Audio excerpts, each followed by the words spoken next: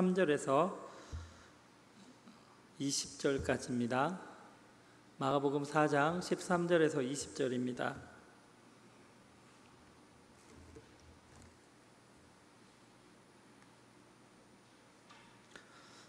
한 절씩 교독하겠습니다. 또 이르시되 너희가 이 비유를 알지 못할진대 어떻게 모든 비유를 알겠느냐.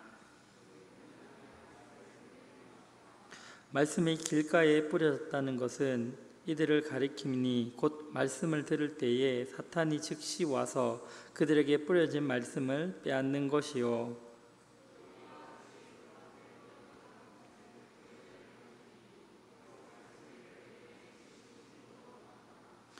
그 속에 뿌리가 없어 잠깐 견디다가 말씀으로 인하여 환난이나 박해가 일어나는 때에 곧 넘어지는 자요.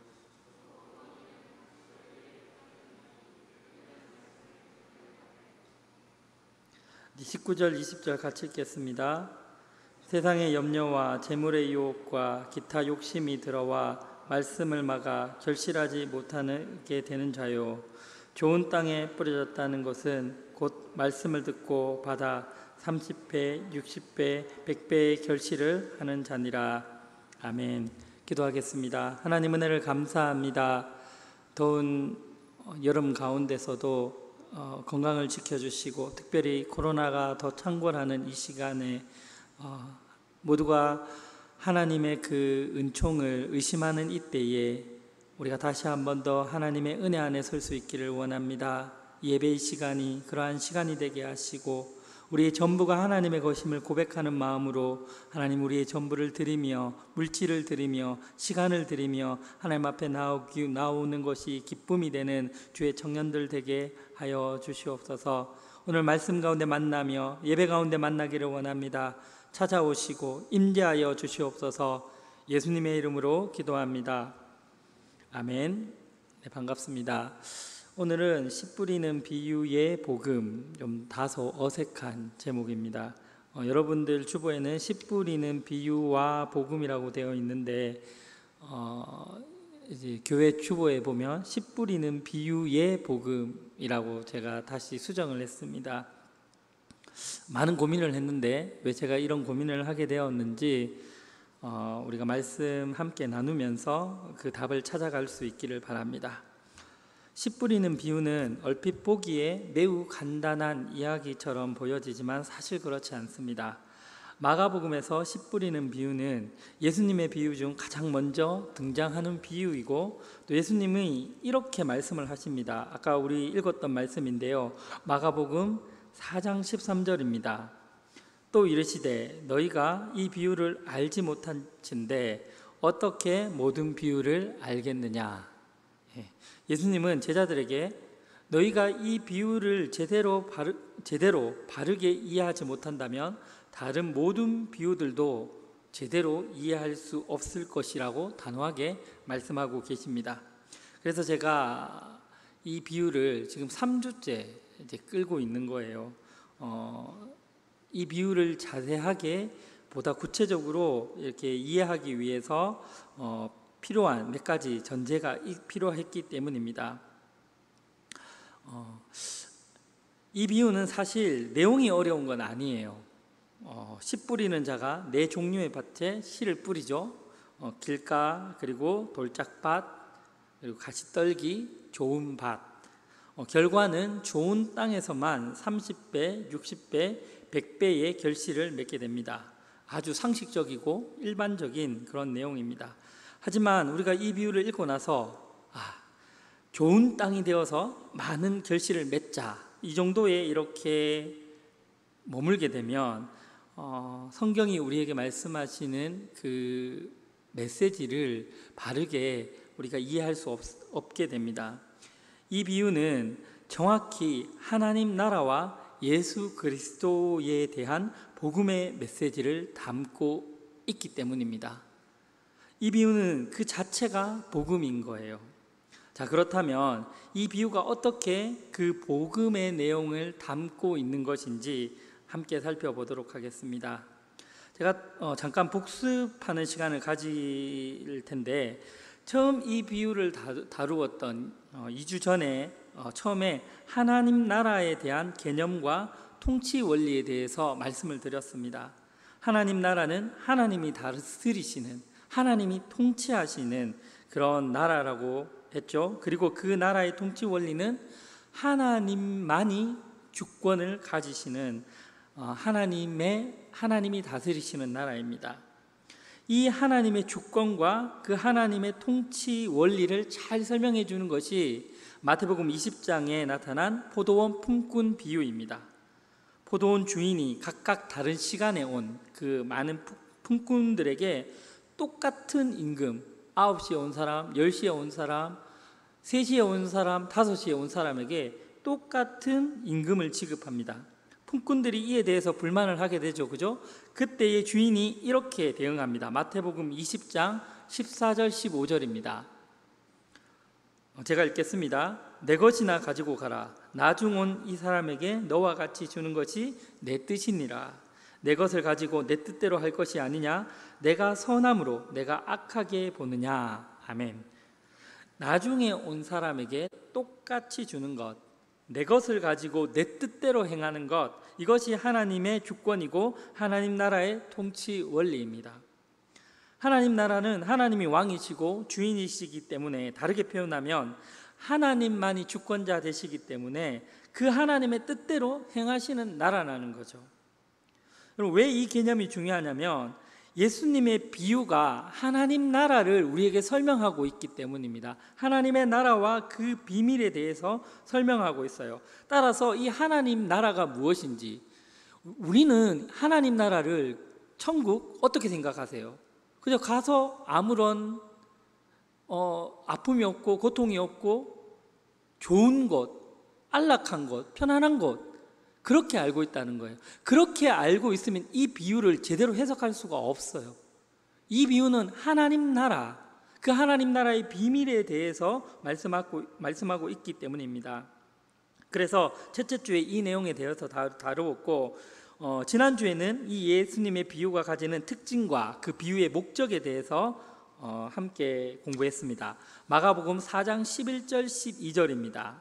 제가 읽겠습니다. 이르시되 하나님 나라의 비밀을 너희에게는 주었으나 외인에게는 모든 것을 비유로 하나니 이는 그들로 보기는 보아도 알지 못하며 듣기는 들어도 깨닫지 못하게 하여 돌이켜 제사함을 얻지 못하게 하려 함이라 하시고. 아멘. 이 말씀은 왜 비유로 말씀하십니까? 라는 그 제자들의 질문에 대한 예수님의 답입니다.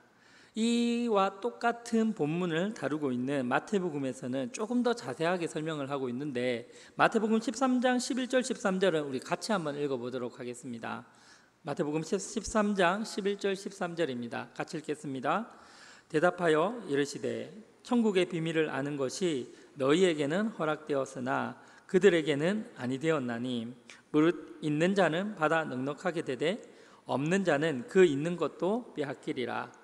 그러므로 내가 그들에게 비유로 말하는 것은 그들이 보아도 보지 못하며 들어도 듣지 못하며 깨닫지 못함이니라. 아멘.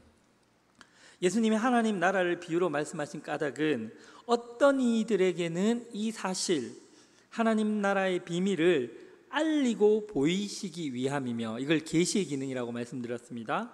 그리고 또 어떤 이들에게는 이 사실을 은닉하고 감추기 위함, 은폐의 기능입니다. 은닉의 기능입니다.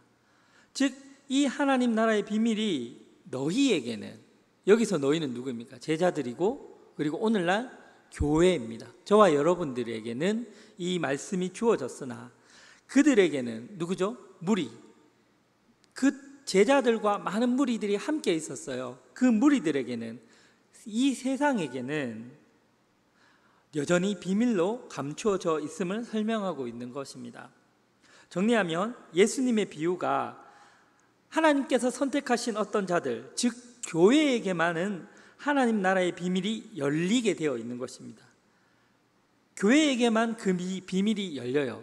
이것이 하나님의 뜻이라는 거예요. 이렇듯 예수님의 비유에 대한 이해가 하나님의 주권과 긴밀한 연관성을 가지고 있다는 것입니다. 제가 두 가지를 말씀드렸습니다. 아직 복습이 끝나지 않았어요. 복습을 다시 한번 정리할게요. 예수님의 비유로 말씀하신 것은 하나님 나라의 비밀, 특별히 하나님의 주권에 대해서 말씀하시기 위함이다. 그리고 두 번째, 예수님의 그 비유의 목적은 어떤 이에게는 알리고 어떤 이들에게는 감추기 위함이다. 이 두 가지의 이해를 가지고 이제 씨 뿌리는 비유, 그 본론 속으로 들어가도록 하겠습니다. 마가복음 4장 10절입니다. 같이 한번 읽어볼까요? 시작.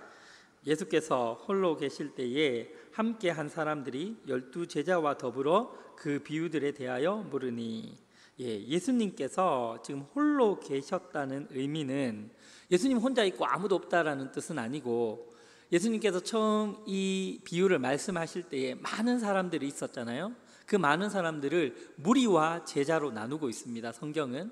그때 제자들이 함께 있죠. 제자들은 예수님과 함께 있지만 무리들은 이미 가고 없습니다. 그래서 예수님께서 홀로 계신다는 이 말씀은 제자들과 함께 있는, 무리들이 모두 다 떠나고 없을 때라는 의미로 해석할 수 있습니다. 즉 예수님은 무리를 포함한 모든 사람들에게 이 비유를 말씀하셨지만, 이 비유에 대한 해석은 무리가 떠나고 남은 사람들, 즉 제자들과 함께한 소수의 사람들에게만 주어집니다. 이들에게만 하나님 나라의 비밀에 대한 접근이 허용되어지는 거예요. 그래서 예수님은 그들에게만 이 비유를 해석하십니다. 자, 제가 여기에서 강조하고 싶은 것은 하나님 나라의 비밀은 스스로 깨우칠 수 있는 것이 아니라 수동적으로 주어진다는 사실입니다. 해석이 필요하다는 거예요. 하나님 나라의 비밀을 아는 것이 제자들에게는 허락되었어요. 그죠? 그러나 이것을 예수님께서 굳이 이제 해석을 해주심으로 그 수동적이라는 그 사실, 여러분 이것이 이 비유와 어떤 연관성을 가질까? 여러분 이 비유를, 씨 뿌리는 비유를 나쁜 땅이 되지 말고 좋은 땅이 되어서 풍성한 결실을 맺자, 이렇게 결론을 지으면 안 됩니다. 여러분 땅이 스스로 좋은 땅이 될 수 있습니까? 난 나쁜 땅이니까 땅이 이제 막 잡초 뽑고 막 그래가지고 좋은 땅이 될 수 있어요? 땅은 스스로 자신을 개경할 능력이 없습니다. 당연하죠. 그런데도 우리는 좋은 땅이 되어야 한다고 생각하고 그렇게 되기 위해서 노력을 합니다. 이것은 성경이 우리에게 주는 메시지와는 반대됩니다. 예수님의 말씀은 이런 뜻입니다. 너희는 길가이고 돌밭이고 가시떨기 밭이다. 너희는 스스로 좋은 땅이 될 수 없다. 그러나 내가 좋은 땅으로 만들 것이다. 즉 좋은 땅은 내가 만드는 것이 아니라 만들어지는 것입니다. 누가 합니까? 예수님께서 하시는 것이죠. 황폐하고 죽은 땅이었던 내게 예수 그리스도, 여기서는 씨라고 말합니다. 말씀이죠. 예수님이 찾아오심으로 그 생명의 말씀이 나를 좋은 땅으로 거듭나게 하는 것입니다. 십자가에서 죽으시고 부활하신 예수 그리스도 안에서 예수와 연합됨으로 말미암아 죽은 땅이었던 내가 좋은 땅, 생명의 땅이 되는 것입니다. 그럼 보다 풍성한 이해를 위해서 다른 비유를 하나 더 들어보겠습니다. 요한복음 15장에 기록된 포도나무 비유입니다. 같이 읽겠습니다. 15장 4절 5절입니다.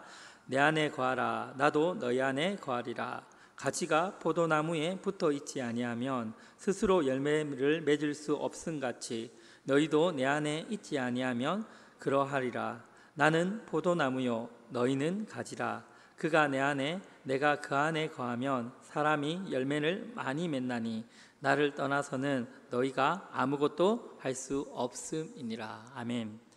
여러분 성경은 예수님과 우리의 관계를 포도나무와 가지에 빗대어서 이야기하고 있습니다.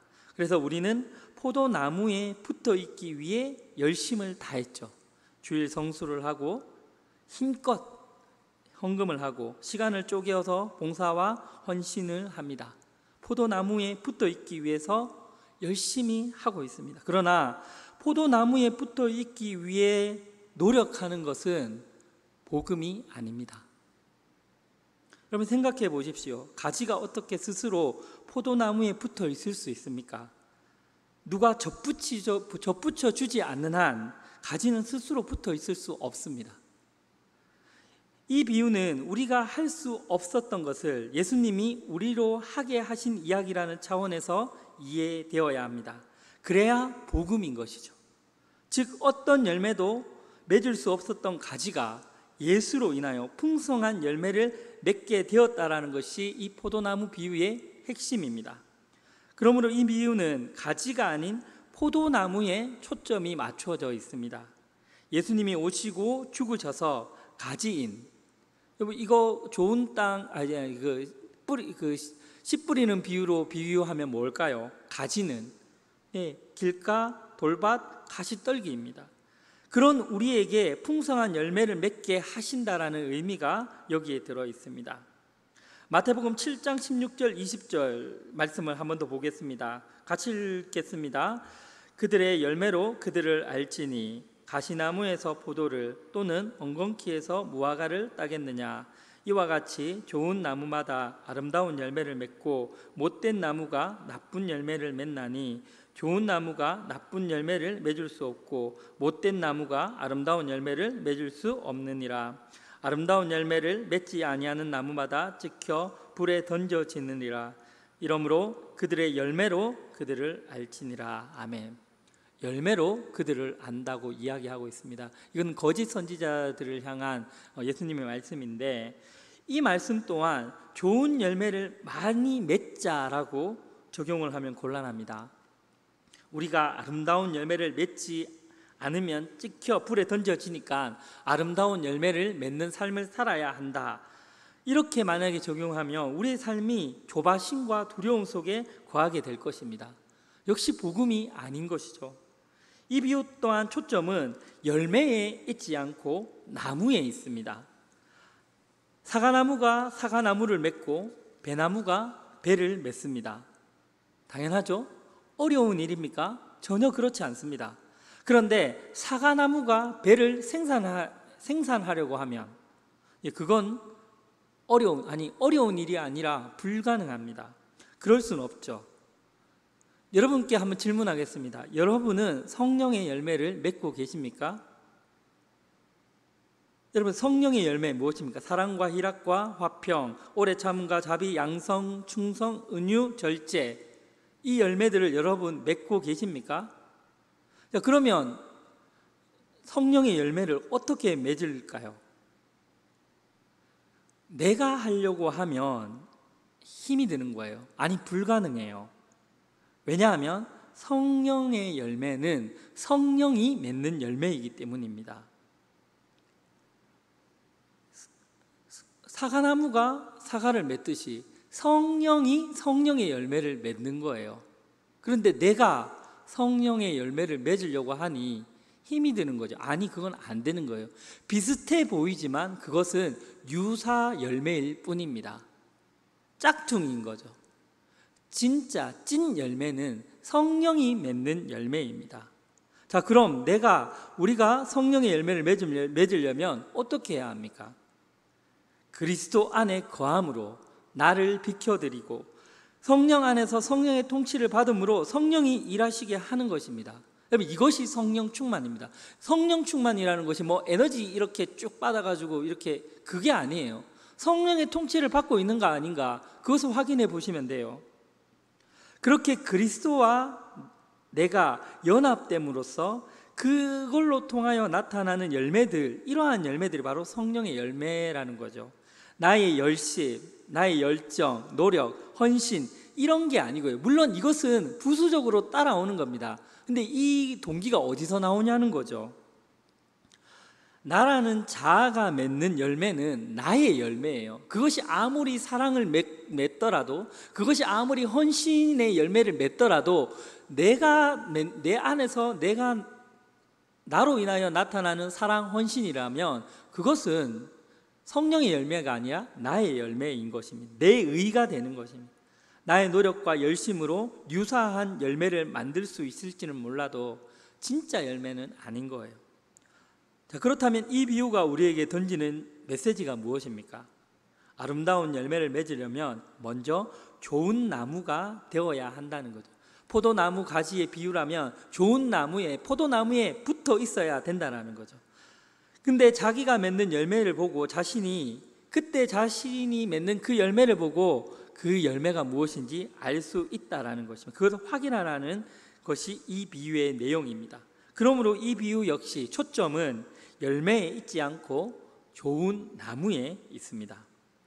한 가지만 더 비유를 살펴보도록 하겠습니다. 우리가 잘 알고 있는 반석 위에 지은 집과 모래 위에 지은 집입니다.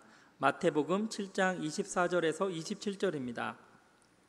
같이 읽으십시다. 같이 읽겠습니다. 시작. 그러므로 누구든지 나의 이 말을 듣고 행하는 자는 그 집을 반석 위에 지은 지혜로운 사람 같으니 비가 내리고 창수가 나고 바람이 불어 그 집에 부딪히되 무너지지 아니하나니 이는 주추를 반석 위에 놓은 까닭이요 나의 이 말을 듣고 행하지 아니하는 자는 그 집을 모래 위에 지은 어리석은 사람 같으니 비가 내리고 창수가 나고 바람이 불어 그 집에 부딪힘에 무너져 그 무너짐이 심하니라. 아멘. 이 비유 또한 우리 매우 익숙한 비유죠. 그런데 대부분 또 이 비유를 모래 위가 아니라 반석 위에 집을 짓자 이렇게 나옵니다. 맞습니다. 그렇게 해야죠. 그런데 우리에게는 그 집을 지을 능력이 없습니다. 먼저 이것을 인정해야 해요. 그래서 이 비유의 핵심은 모래 위에 집을 지을 것인가 반석 위에 집을 지을 것인가 그것이 아니라 집을 지은 곳이 모래인가 반석인가 그것이 심판의 기준이 된다는 데 있습니다. 집을 짓고 안 짓고의 문제가 아니라 집을 어디에 지을 것인가가 중요하다는 거죠. 반석 위에 지은 집 그것은 예수를 근거로 한 생명과 성령의 집인 반면에 모래 위에 지은 집은 예수 없는 율법, 도덕과 같은 그 자기의에 지은 집을 의미합니다. 그 자기의 그 율법 위에 아무리 튼튼하고 멋진 집이 세워진다 할지라도 그것은 예수 그리스도 위에 세워진 집이 아니기 때문에 한순간에 무너질 신기루와 같다는 것이죠. 여러분 기억하십시오. 기독교는 doing의 종교, 하는 종교가 아닙니다. 기독교는 where, 어디에 위치해 있느냐 그것을 확인하는 종교입니다. 누가 좋은 땅입니까? 열심히 하는 사람입니까? 아닙니다. 그리스도 안에 있는 자가 좋은 땅입니다. 무엇을 해서 좋은 땅이 되는 것이 아니라 그리스도 안에 거함으로 좋은 땅이 되는 것입니다. 생명이신 예수와 내가 연합하여 죽은 땅이었던 내가 생명을 갖게 되는 것입니다. 가장 중요한 것은 내가 내 안에 거하는가, 내가 예수 안에 거하는가, 이것을 확인하는 것이죠. 예수의 생명이 내 생명인가? 그래서 여러분 바울 서신에 보시면 가장 많이 나타나는 단어가 바로 in Christ입니다. 주 안에서. 말씀을 정리하도록 하겠습니다. 이 비유가 그러니까 씨 뿌리는 비유, 이 비유를 설명하기 위해서 많은 비유들을 함께 비교했어요. 자, 이 비유가 복음 그 자체라면 어떻게 복음을 담아내고 있습니까? 라고 제가 서론에 질문을 던졌었죠. 여러분, 어떻게 이 비유가 복음을 담아낼 수 있습니까? 그 시작은 내가 길가이고 돌짝밭이고 가시덤불 땅이라는 그 인식과 고백에서부터 시작됩니다. 죽은 땅이라는 거죠. 죽은 땅이 어떻게 스스로 자신을 개경하여 좋은 땅이 될 수 있습니까? 또한 우리는 가지입니다. 자, 그런 이 가지가 붙어 있는 가지가 아니라 포도나무에서 떨어져서 땅에 이렇게 널브러져 있는 그런 죽은 가지라는 거예요. 생명으로부터 떨어져 있습니다. 생명력을 잃었었죠. 죽은 것이에요. 그래서 그 가지는 스스로 열매를 맺을 수 없습니다. 가지가 열매를 맺기 위해서 어떻게 해야 합니까? 포도나무에 접붙여져야 합니다. 그러나 죽은 가지는 스스로 그 포도나무에 붙을 수 없습니다. 어떻게 해야 합니까? 외부에 어떤 힘이 필요하다는 거죠. 누군가 접붙여 줘야 합니다. 우리는 그것을 은혜라고 부릅니다. 여러분, 어떻게 성령의 열매를 맺을 수 있습니까? 여러분이 아무리 노력하고 헌신하고 애쓰고 저 산속에 가서 수련하고 한다 해도, 사랑을 베풀고 오래 참고 절제하여도 찐 성령의 열매는 맺을 수 없습니다. 내가 하는 것이기 때문입니다. 그것은 다.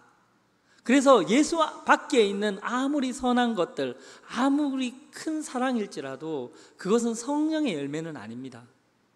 성령의 열매는 성령이 맺는 열매입니다. 내가 그리스도와 연합하여서, 내 안에 성령이 계셔서 그 성령의 통치를 받는 삶, 성령 충만한 삶이 성령의 열매를 맺어 나가는 것입니다. 여러분은 어디 위치에 있습니까? 모래 위에 있습니까? 반석 위에 있습니까? 무엇을 세우는 것이 중요한 것이 아니라 내가 어디에 위치해 있는지 그것을 확인하는 것이 중요합니다. 우리는 모두 길가, 돌짝밭, 가시덤불이 가득한 밭땅입니다. 스스로 좋은 땅이 될 수 없습니다. 그것이 우리의 실존입니다. 그런데 그 황폐한 땅, 죽은 땅에 생명의 씨가 뿌려졌습니다.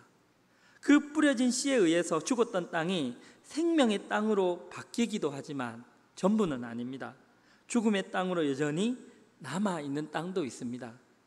씨의 능력이 모자란 것이 아니라 처음에 설명드렸죠. 하나님의 주권이기 때문에 그렇습니다. 우리가 그것을 어떻게 이야기할 수 없습니다. 하나님이 택하신 교회에게만 눈과 귀가 열리어 하나님 나라의 비밀이 알려지듯이 소수의 남은 자들의 땅이 예수 그리스도라는 거룩한 씨로 말미암아 생명을 머금는 좋은 땅이 되는 것입니다.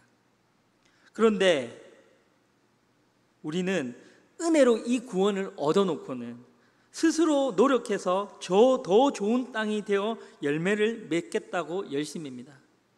은혜로 예수를 믿고 신앙생활을 하게 되었는데 정작 삶 속에서 자신의 노력으로 좋은 열매를 맺으려고 합니다. 이 비유의 말씀은 그런 우리의 모습을 고발하고 있습니다. 그래서 오직 하나님의 은혜만을 붙들라고 우리에게 권면하고 있는 것입니다. 그러므로 예수 그리스도의 은혜로 좋은 땅이 되었음에 감사하고 내가 그리스도 안에서 접붙여 있는지를 확인하면서 생명이신 예수로 인하여 30배, 60배, 100배의 결실을 맺는 저와 여러분 되기를 주님의 이름으로 축복합니다.